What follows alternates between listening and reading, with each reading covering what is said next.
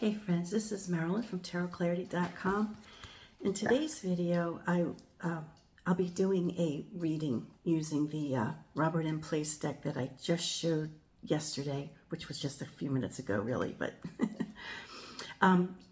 called the Sevenfold Tarot. So I'll be using the mystery of the Sevenfold Tarot. So I will be using this deck to do a reading. But I wanted to mention something that I neglected to mention when I did Dame Fortune's Wheel, which was a few days ago. And for both Dame Fortune's Wheel Tarot and the Tarot of the Sevenfold Mystery, I think I purchased the decks as a result of having read books by the deck creators. Now, my memory isn't what it used to be, so sometimes I don't get the dates right. But Dame Fortune's Wheel Tarot, I think I bought it after I bought the deck. So I think I did buy this as a result of having purchased the deck. Okay. But before that, by Paul Hewson, I read this great book, Mystical Origins of the Tarot. It's a nice thick book, and I've read it from cover to cover a few times. So he's an awesome tarot author. And he is referenced in other books that I have that are written by other authors. So I did want to mention, and I may have more books by him. I just quickly found these two. Now for the deck that I just showed the other day and that I'm going to be doing a reading with today by Robert M. Place, same thing. I read books, and this one you can see I really wore this one out. I do recall that I took it on a vacation, which was a mistake. And but I usually take much better care of my things, but I think I just took this one on vacation and on a beach or something. And I was smitten by the book, which prompted me to begin using his decks, or to at least purchase his decks. Now this book was, let's see, written originally in 2005. And I seem to have the 2005 copy, so I don't think it was. I have the the original publication. I think. I mean, I don't see any date beyond the 2005. So I read this, and then I started purchasing some of his decks. Now I'm pretty sure I have other books by Robert M. Place, but I can't seem to find them. The only other one I found was Alchemy and the Tarot, which is interesting. It's another aspect of tarot. And he has a deck called the Alchemical Tarot. And in many of his decks, I think you see references to, alchemy, which has a place in tarot history. So I just thought I would mention these books by these deck creators. These are so frequently we see decks created by people who probably don't know a lot about tarot, or they think, oh, it'd be great to do a tarot deck, and they know a little bit, and so they do a tarot deck. These decks, I just want to mention, I just want to give credit where credit is due. They're created by people who really do know tarot, and they do know the history of tarot. So it's Paul Hewson, Dame Fortune's Wheel Tarot, and then Robert M. Place. And today, as I mentioned, we'll be doing a reading using his Tarot of the Sevenfold Mystery, but I have two other decks of his. I really do enjoy using decks that are created by people who know. They do know. So today, every day, I know the whole world is watching and the whole world is concerned, but if you're living here at ground zero, it's particularly scary. At least other people have the decency of their own countries to count on, but we don't have that here. And I'm even thinking that the person who reported one of my nude picture cards from probably had a beef with my politics. So there's meanness, there's just meanness, there's. At any rate, I thought it would be. I've done a number of readings on, what will happen to this one or that one, the key players, or what can we expect to see, or when are they going to fall apart, or whatever. But I think what I need to be looking at is what we need to do collectively. And I'm referencing most specifically citizens of the U.S., or residents at least, everybody who lives in the United States, what we need to do to prepare ourselves for what's coming, or to keep ourselves strong. Now, I don't know if, the universe is going to let me know, everything. Sometimes, when I ask the universe to assist, it's just on a need-to-know basis. I ask the universe to show me through the cards what it is we need to know or hear about a certain topic. We don't need to, it's not always our right to know everything. But I think it's our right to be as prepared as we could be, and our right to understand what it is that we can do to help ourselves. I'm even concerned in people protesting, because they're going to be, they're going to be doing martial law. I think that's going to happen, and so any protest at all will be considered illegal, and I'm concerned about that. Despite the fact that I still think it's an important thing for us to do, we should do it knowing full well that the consequences to us could be more significant than what we have experienced in past years. Okay, so let me go off into my place, ask the universe what it is that we need to know that we can do, particularly people who live in the United States, citizens and residents. What it is we need to do to take care of ourselves moving forward. And as I mentioned, the deck that I'll be using today is Tarot of the Sevenfold Mystery, created by Robert M. Place. And the question being what it is that residents and citizens of the United States, what we should be doing to prepare for our well-being moving forward. Okay, it's called Gabriel. It's the 20th card, but we know it more traditionally as Judgment.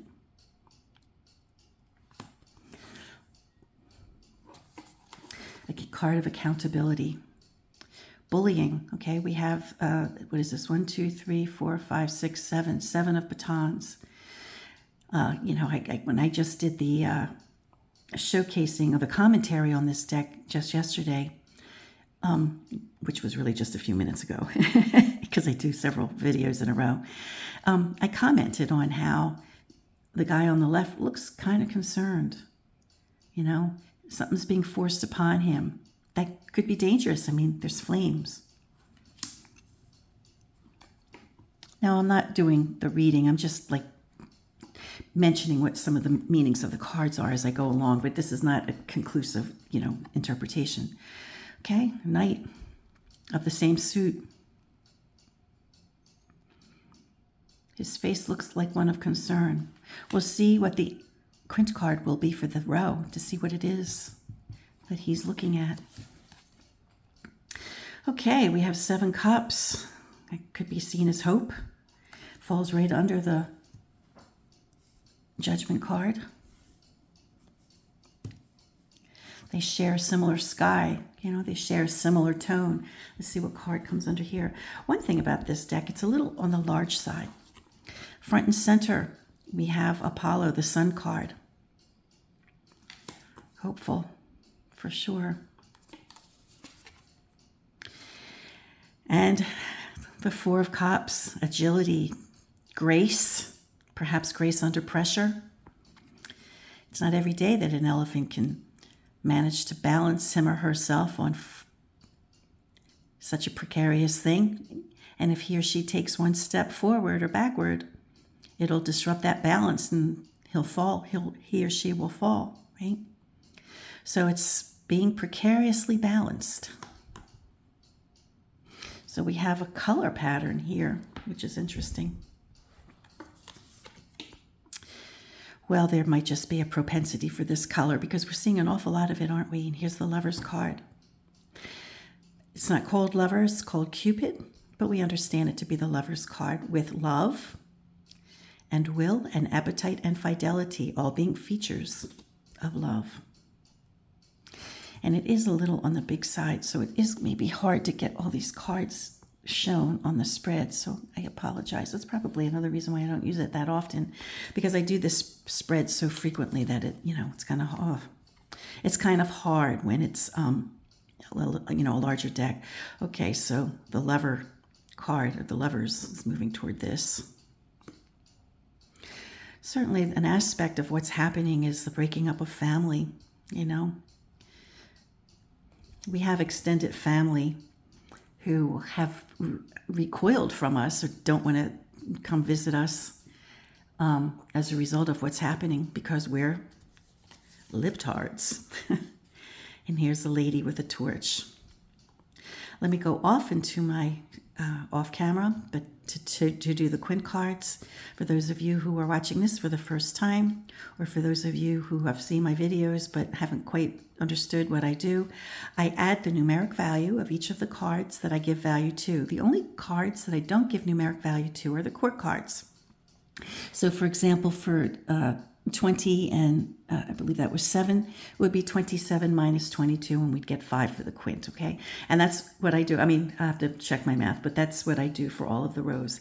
And then at the end, when I have 1, 2, 3, I add them up, subtract 22 until I get a number from 1 to 21. And if I get 0 or 22, in either case, it would be the full.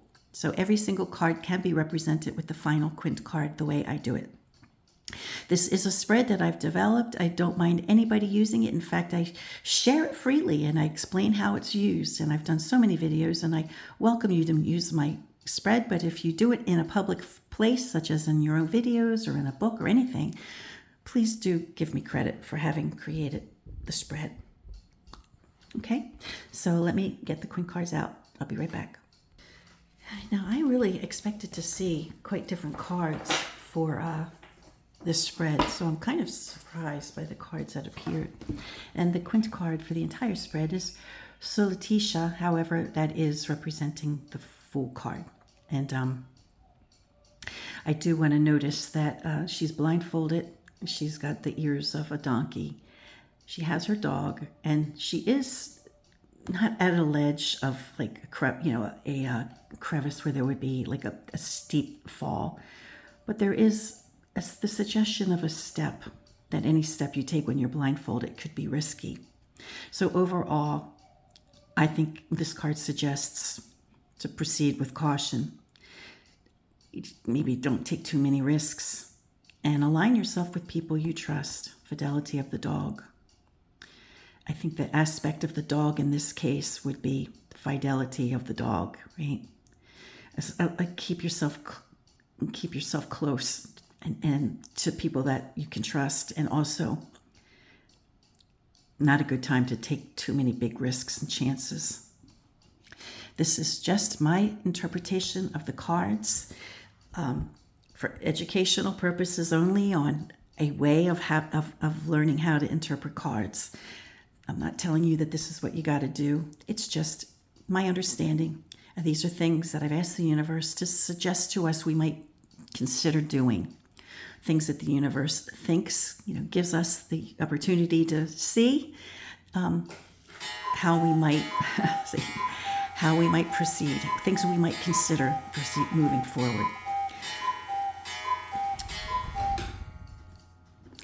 Now, I mentioned it would be interesting to see who this card, that is the Knight of Fire, the Knight of Batons, who he's facing. And he's facing orthodoxy, the Pope. Now, we do have a Pope actually in the world. I'm not necessarily thinking that this is to seek the counsel of the Pope. And both of these guys are facing forward to the right, to our right. But to them, they're facing forward. So it's interesting that this guy is looking at this guy, and they're both looking to the future. I'll come back to that. What else do I want to comment on? Well, here we have Justice. After a row of cups, well, we have Apollo here, so it's not cups, but we have 2 cards from the suit of cups. This I described as being a precarious balancing, right? Like it's safe for the moment, but it could be disrupted easily. Now, this is a very hopeful row. If of all the rows, this is the most hopeful because we have stability. We have the number 6 of Cups, which suggests love, cooperation with people in your life, right? A stable. Maybe surround yourself with the stability of your closest people. Not only just that, but being creative, being receptive, being responsive. Then we have the Sun card, front and center, which is the most fortuitous card to be represented front and center of the core 9. Enjoy your life, enjoy the music. Take your pleasure where you can. This row is about joy, I think, and pleasure, fulfilling the heart. Then we have a precarious balance, but it's balanced nonetheless. Trying to keep your life as orderly as you can. Try to be fair. Try to stay out of trouble. It might be a suggestion of trying to stay out of trouble, right? Don't take foolish risks. This is the end. It is the quintessential card for this entire spread, but it also just happens to end cap here. So try not to make yourself vulnerable, especially after April 20th, which is when I believe martial law is planning to take effect. And I think we can take that to mean anyone who is protesting who, or emo boy, will be breaking the law. So we have to take care to keep ourselves safe. But I do think that this row does suggest, the core 9 does suggest enjoying life, remaining fulfilled, being careful, right? Staying out of legal trouble and not taking too many risks, which seems contraindicated because it seems like we should be taking risks and it seems like we should be, protesting. But I guess, it doesn't do us any good if we're dead or arrested or sent to some godforsaken country or behind bars where no one can hear our voice. So maybe this row is suggesting that we have to be selective about our ways of protesting and to be careful, but also not to lose our humanity. I think this really definitely speaks of not losing our humanity. Okay. As I was laying the cards, I think I did mention something about the color of the cards, It may just be that the prominent color of the background could be this beautiful blue. So maybe we can't follow it like that so much, but maybe we can. Because what I'm getting here is accountability. I think I mentioned that as accountability of being held accountable for things. And we do have the Justice card here, right? So there is the sense of being careful. Bear in mind that what we do can and will be used against us. But underneath it is a very hopeful card. It's a lovely card. And then under here, we have love. So to follow your heart and do the right thing regarding your heart, you won't be held accountable for anything that's done from the heart. If you do something for a good reason or from the heart, if your intent is from the heart,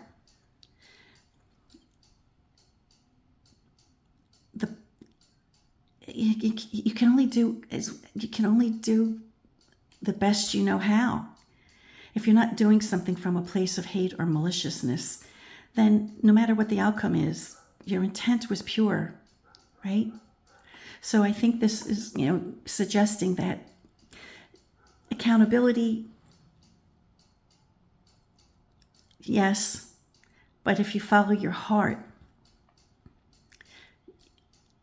the justice it may not be so bad, or it won't be an unjust.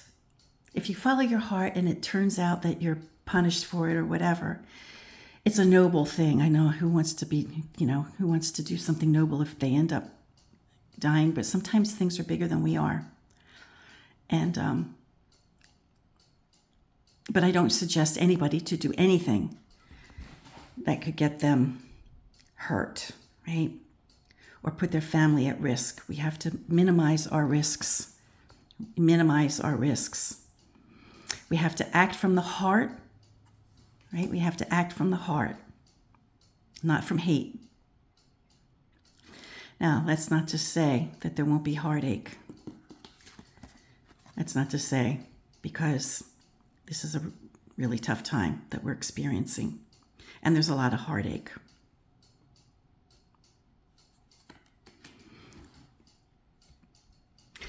But somebody needs to be left to pass the torch and to share wisdom.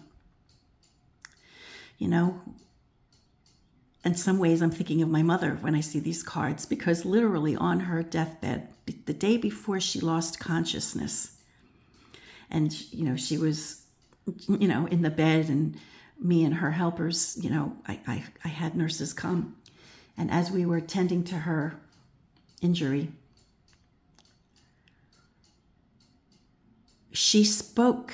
The most important thing to her was, he can't win. He can't win. And this was in 2016. She died in November of 2016. 2 days after she died, he was elected. And we kept saying, Ma, don't worry. None of us are voting for him. Nobody in our extended family at that time. Well, I can only speak on my side of the family. I think my husband has a few loose cannons on his side, but none of us were voting for him. And anybody in our immediate circle, the people we associated with, none of them were voting for him at that time. So it was like she was passing her wisdom, she was passing that wisdom to us. She lived in the 30s, right? She knew what can happen, and she recognized it. She recognized it in him even in 2016. And that was like such wisdom from her that I never really realized the depth of how much wisdom she had until after he became president the first time. But at least the first time he was just a buffoon. This time he's a very dangerous man, because he's surrounded by men that are even more dangerous, and women who are even more dangerous than he is. But it's like passing the torch, speaking on it, and enlightening, right? The card of wisdom. I see these two cards as my mom. Even though she was a queen, she wasn't a page. This would be the equivalent of a page. It's like passing the torch from the youth to a new generation. Okay, the cards are kind of backwards for that, but I still am receiving the same message.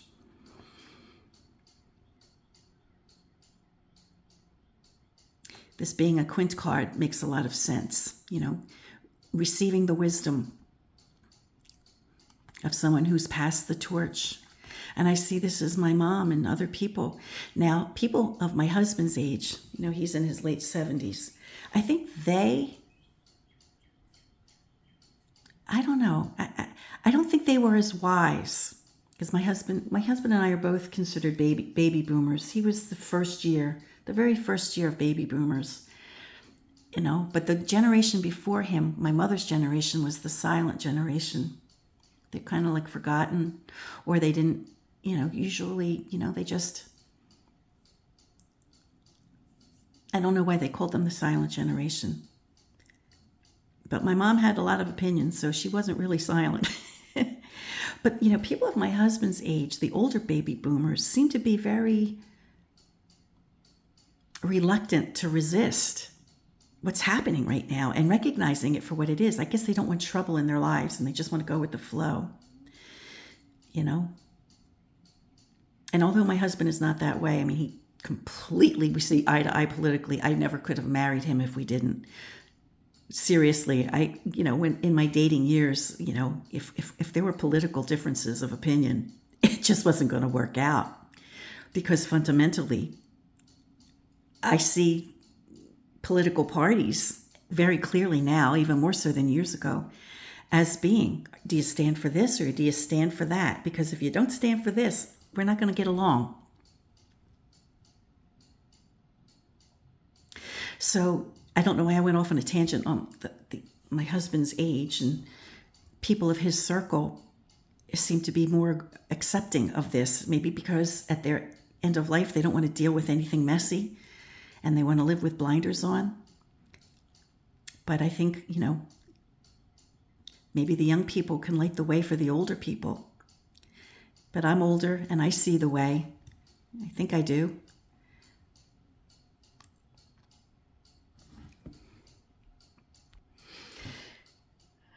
So I think we have to take a stand, and we have to take a stand. We have to take care not to take too many risks. We have to be sensible about things we do.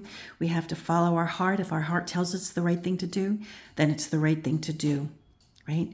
We have to attach ourselves to people that we trust. I think I saw it represented here. I saw it represented here. And I think I mentioned it elsewhere, somewhere, to attach yourself to people that you trust.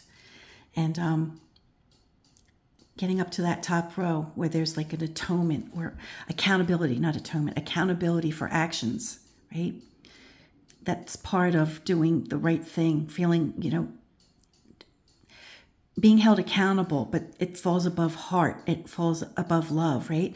So if you're held accountable for things that you do regarding the heart, then whatever trouble follows, you're on the right path. Now I'm going to see this card in a way that I rarely ever see it, as being on the correct path, because in the day when the Pope was created, it was somebody who you would seek counsel to, somebody that you would seek counsel from, somebody you would trust, even if they were corrupt.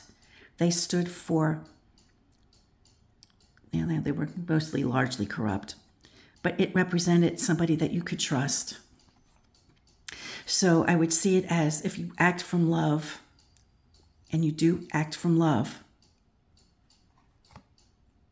the result would be that you're on a righteous path. And I very rarely see this card in that way, but I'm seeing it that way here. And it doesn't suggest laying down and just being complacent. It suggests facing and actively participating, taking a stand. And you see, these two cards from the top, we have a robust individual taking it forward, right? Taking a stand, moving forward toward righteousness. And here we have somebody also, a younger generation, lighting the way, maybe for the older, But then we also have a card of wisdom. We can see this as a card of wisdom. Not necessarily old. He's not that old. He's not that old. He doesn't have a white beard.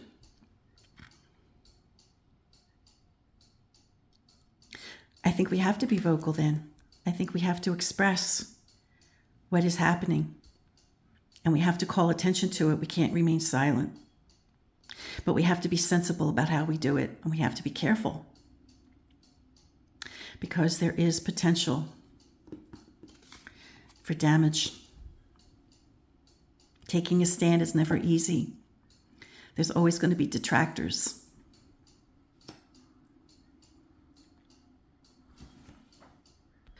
Well, I hope this reading has been interesting to you. It's just food for thought. I just ask the universe to give some insights or to give some ideas, things we might consider. It doesn't necessarily mean we got to do it, but things we just might consider to move forward, particularly if you live in these treacherous United States. And we're surrounded by people who don't have a pure heart. But there are still people who support him and that party. There are still people here. One person supporting him is too many. And we're surrounded. My state's surrounded by people who voted for him. And there's even people within my state that did too. Just they're thankfully a minority. I wonder, part of me kind of prays that there will be a secession. Let the red states be the red states. Let them take care of themselves and let the blue states be the blue states. let us take care of ourselves. It would be kind of hard to create, a map where people on the coasts are one country and everybody in the middle is another. But that's what it's starting to look like.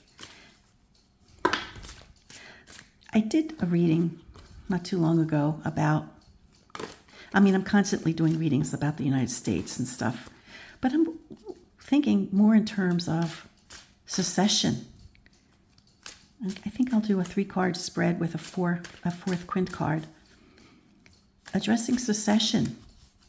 I'm going to go off into my meditative place and see what the universe has to say about that. And when I said the East Coast and the West Coast, anybody south of Virginia is a lost cause. That's all red. When you get into the deep South and the Midwest, it's all red. So it's like the Northeast, the Mid-Atlantic states, and then the West Coast. And then you have some states, in between that are in Middle America that are blue. So it's not exclusively the coasts. But we're a strange arrangement, Those of us who believe in democracy and the democratic way. It's not like we can be like easily this cluster of people is this and this cluster of people is that. We have to travel, to get to another cluster of people that are like-minded. So it could be dangerous. Just looking at the idea of secession, if that's down the road for the United States. I don't like asking yes or no questions. Maybe hopefully we'll get clues as to whether or not the country will be fragmented or if it will remain unified.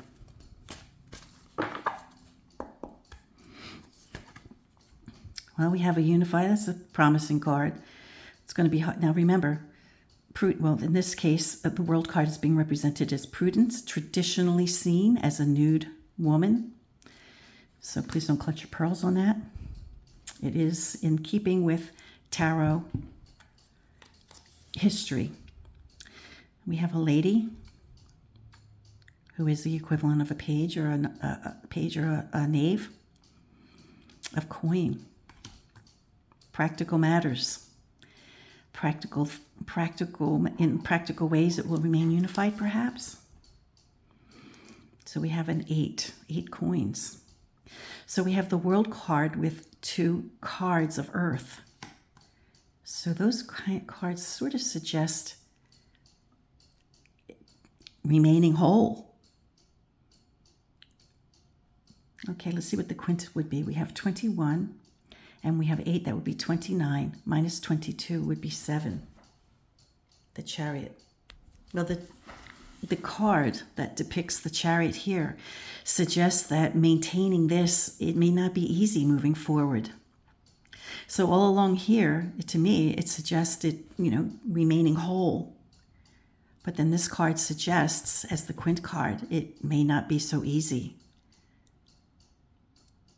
to remain whole.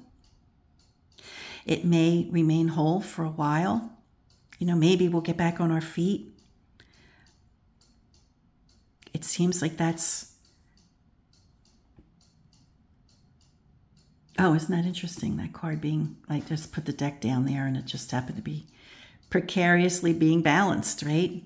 It's not part of the spread except that it is because it is showing up and I was inadvertent, but it's there. So precarious balance of maintaining the wholeness, but how difficult it will be. Maybe in our lifetimes it will remain that way, but maybe at some point it won't.